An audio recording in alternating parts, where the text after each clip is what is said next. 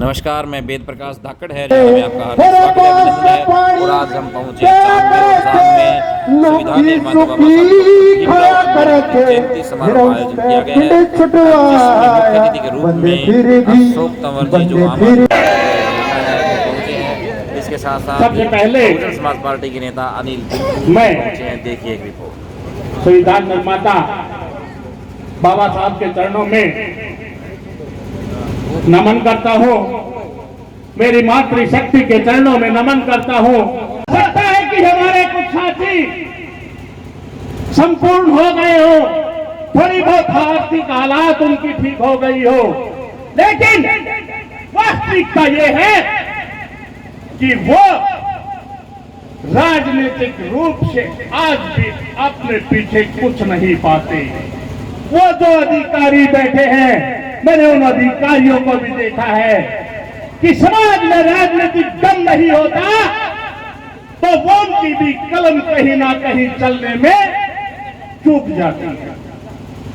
मैं नौजवान साथियों को कहता हूं कि संविधान को पढ़ो, संविधान के रास्ते पे चलो और जो समाज को आगे बढ़ा के उस दिशा में चलने का प्रयास करो। मैं पुनः बाबा साहब के चरणों में नमन करता हूं। समय की नजाकत को देखते हुए मैं तो पुनः आप लोगों से अपील करूंगा कि बाबा साहब के मिशन को कभी छोड़ना नहीं। जो मान्यवर साहब का सीधा उंगली पकड़ के राजनीतिक रास्ता दिखाया था, उस राजनीतिक रास्ते को आज किस मोड़ पर लेकर के जाना है, वो विचार आपको करना है। इन्हीं विचारों के साथ बाबा साहब रहे, बाबा साहब रहे। बहुत बहुत धन्यवाद।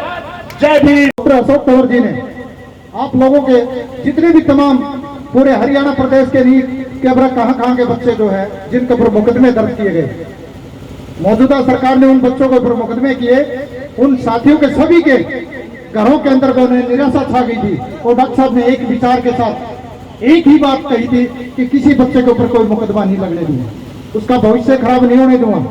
तो साथियों, इन्होंने अपनी बात को पर अमल करते हुए उन सभी बच्चों को जो है रिहा करवाने का काम किया और सभी परिवारों को खुशहाल करने का काम किया। बहुत बहुत धन्यवाद। विमल मोर्चा जी। एक मिनट का ही समय लूंगा क्योंकि काफी टाइम हो गया है।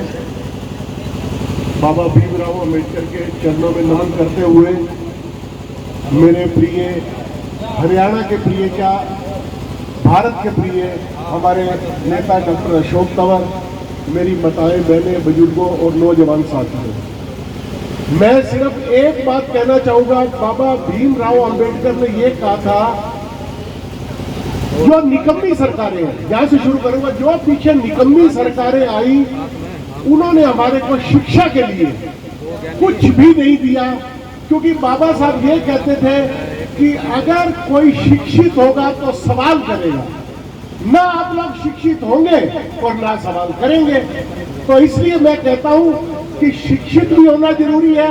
जब आप शिक्षित होंगे तो तब सवाल करेंगे और सवाल का जवाब उन सामने वालों को देना पड़ेगा। बस इन्हीं शब्दों के साथ मैं सबका धन्यवाद।